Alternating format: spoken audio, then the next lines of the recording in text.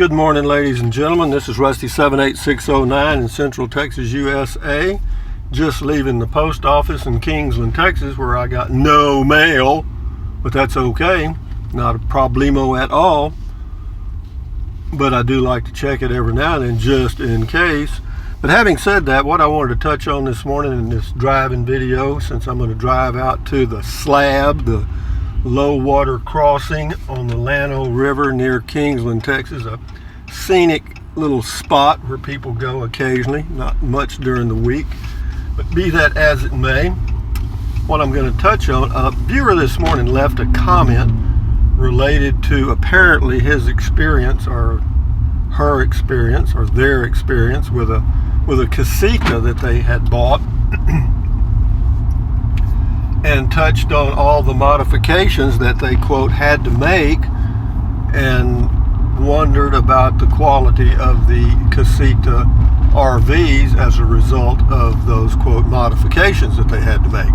Well, and he also pointed out that there is a company that has started up and is making good money by making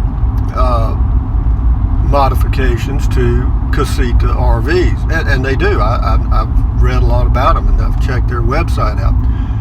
But a little caveat here, a little side note. I interviewed an individual in Alpine, Texas that had an older model Casita that he had gone to this aftermarket company and had a lot of those modifications done. And they had to do with the lift kit on the wheels and some axle modifications, and I don't know what all he did. I think there was a drain modification he had to do. I think he did something to his jacks, and that's all nice, and I'm sure he probably feels like he got his money's worth, because he highly recommended the individual that did those modifications. But what I want to point out is, for me and most other people, the Casita comes ready for use without any modifications at all. For example, the 2019s, they have added the screw down or scissor stabilizer jacks in the rear of the travel trailer, which they used to have a little funky little jack that really was not a good quality jack, but the new ones have the screw down scissor jacks, which is great. And also there was a bath drain issue in that you had to take a device and turn a valve to keep the gray or black water from splashing into the shower area while you were traveling, because there was something there that was needed. But anyway, the newer models, I think starting in like 2017, a Casita has addressed that issue, and they have a drain valve that is like every other RV, I guess, and the water can't come back in to the shower area, which is great. So they made a couple of those modifications themselves. And as far as, he was talking about, you'd have to get a generator for the solar, or get a generator or have solar added, etc. Well, that's true with any RV. If you want to go boondocking or be totally off grid, then depending on what you're going to run, there's a lot of things you can run using solar. You can run your vent fans, your lights, and charge your cell phone, laptops, and some other minor things that you can run with solar. Well, you don't actually run it with solar. You charge your batteries with solar, and then the batteries provide the power for the things that you want to run. And then, of course, if you want to run your AC, then that's a whole nother issue. You're going to have a generator of some kind, in my opinion. And as to, I think you mentioned something about the AC, the roof AC. Yeah, they had a little noise issue. Well, actually, the noise issue was more outside than inside with one of the rooftop units they were using, and they've addressed that. I think they did that in 2016 or 17. They started using a Coleman Mach 1 I think. It's a low profile 9200 BTU air conditioner roof AC that is much quieter and a little more energy efficient and has some other benefits too.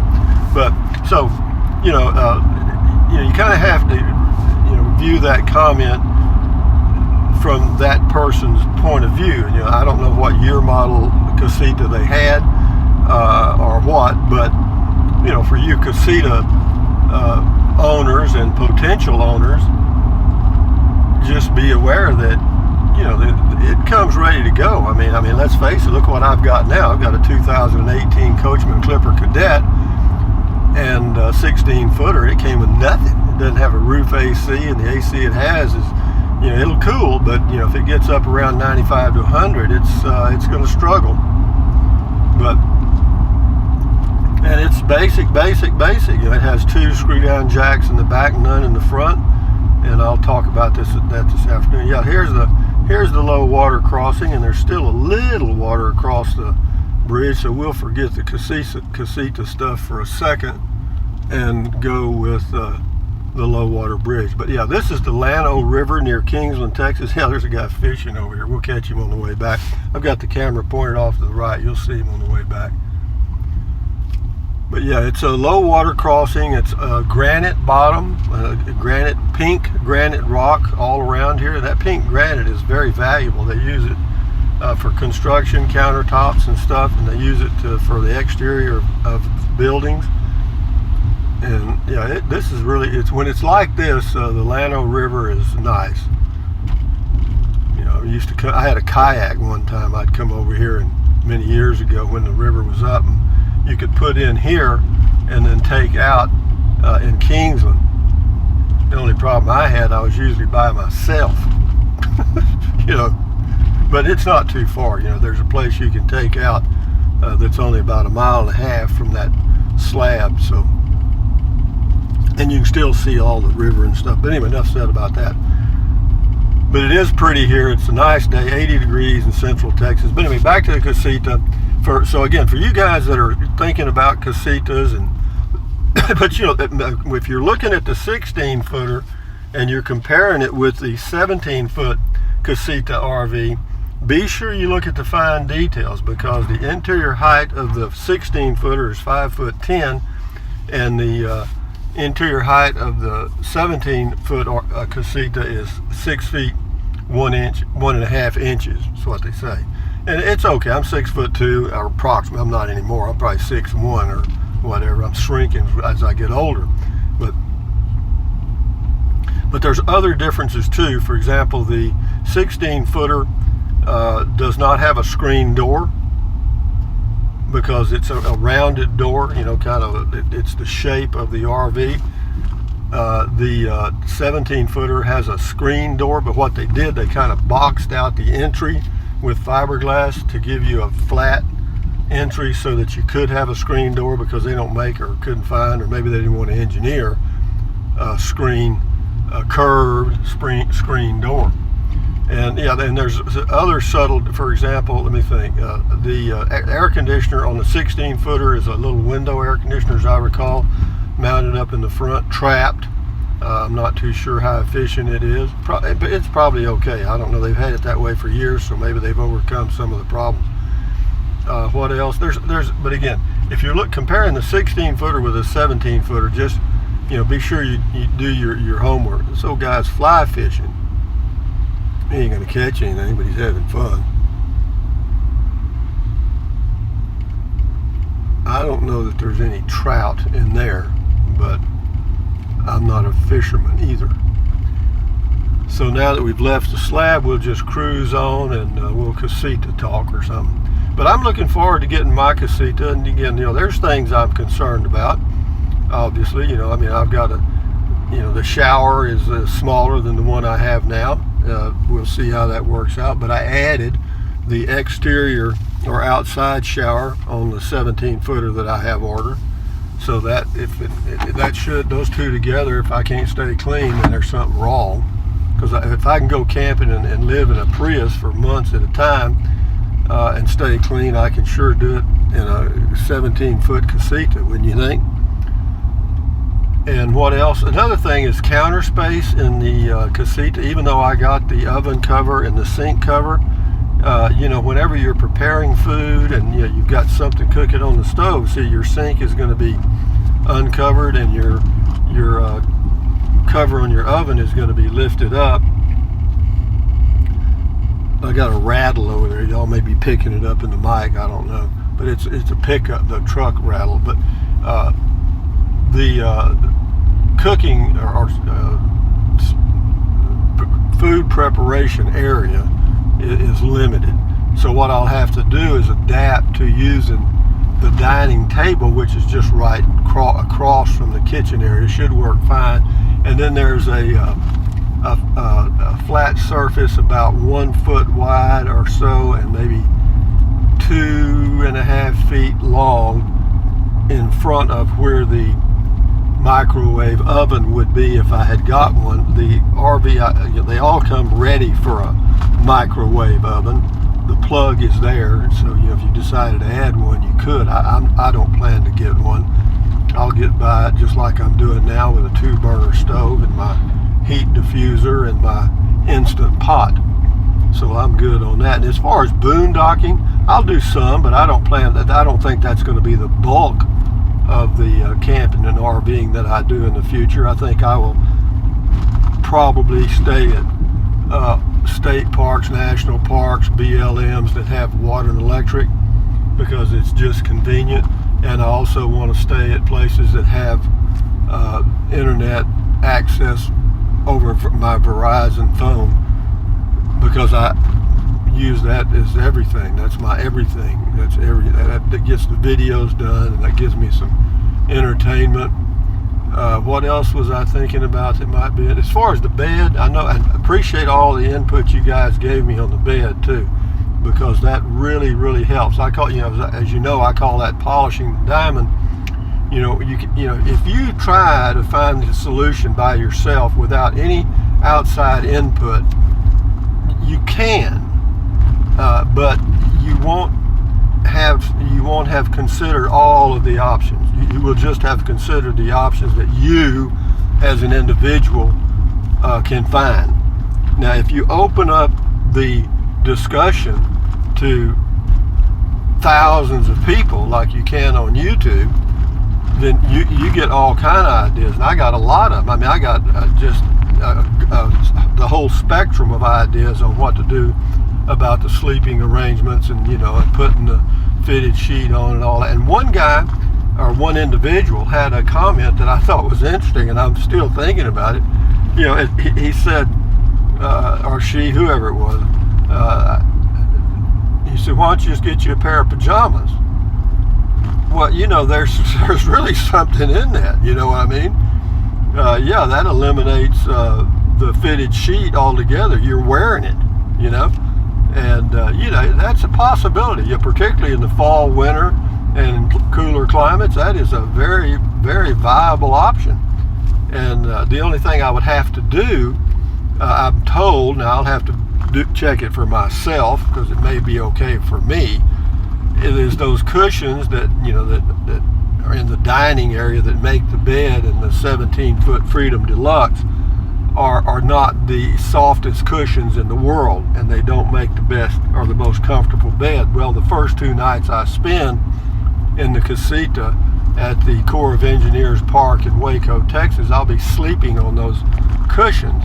So I'll certainly be able to make an informed decision as to what I want to do there. If I want to continue with just the cushions, or add maybe a 3-inch or 4-inch memory foam topper.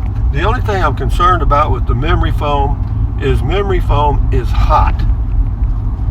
When you sleep on memory foam, you just feel hot. Because I had a topper one time years ago, and ended up throwing it away after a few months, because it was only like, I think, a 2-inch topper, but it was hot. I mean, I just felt hot when I was laying on it. And I'm told now that you can get some low density or something, and that's fine. And I'll find out about that as we go. And there's other things I can do. And they make little cot mattresses that are like 4 inches thick, that are 38 inches wide and 75 inches long. I may try one of those, and then that way, if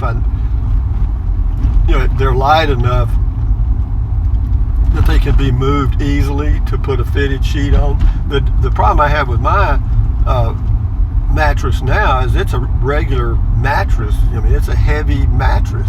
It's a good mattress. I paid good money for it, but you can't lift it up easily to put those fitted sheets on. It's also about 15 inches thick. You know what I mean? I said, if I'm going to get a bed, I'm going to get a good one. Well, I did, but I didn't think about putting on the fitted sheets and all that stuff. Well, I do now.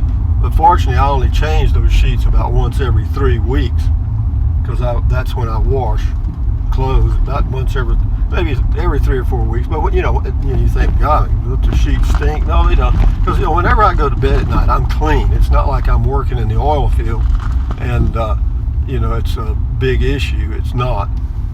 So, but be that as it may, how long is this thing? I don't care. Let's go. But yeah, and what else? The bed, the food preparation area, the shower. As far as the swivel chairs, I think those are going to be great. And then as far as another thing is whenever I back the Casita into my spot, my home base, the window layout is not really the way I would like it.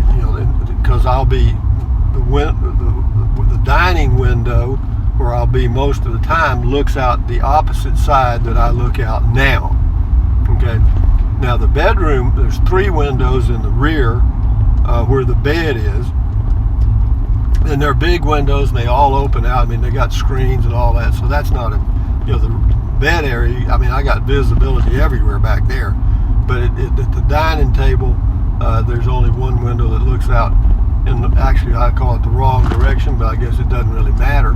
And of course, when I'm traveling, you can pick a site that matches up your layout pretty nicely. And we're kind of going into the sun now.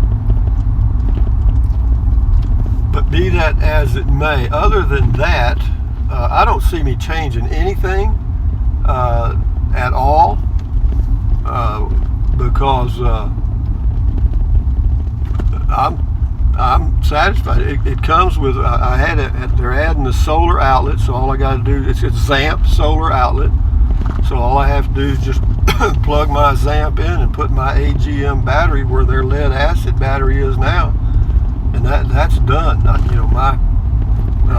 And then as far as the refrigerator, it's a 4 cubic foot. The refrigerator I have now is a 3 cubic foot, so that gives me a full cubic foot more, and that will allow me to do, I can not do away with, but I won't need to use the Dometic CF18 at all, because I believe I can run the 4 cubic foot refrigerator using the existing solar I have now, because I checked the amps on it and all that, and it looks like it'd be fine.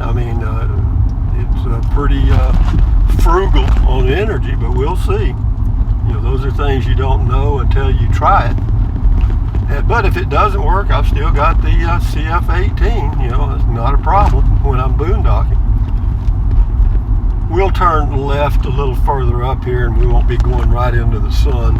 I think I'm about through anyway. This thing's probably going on for an hour.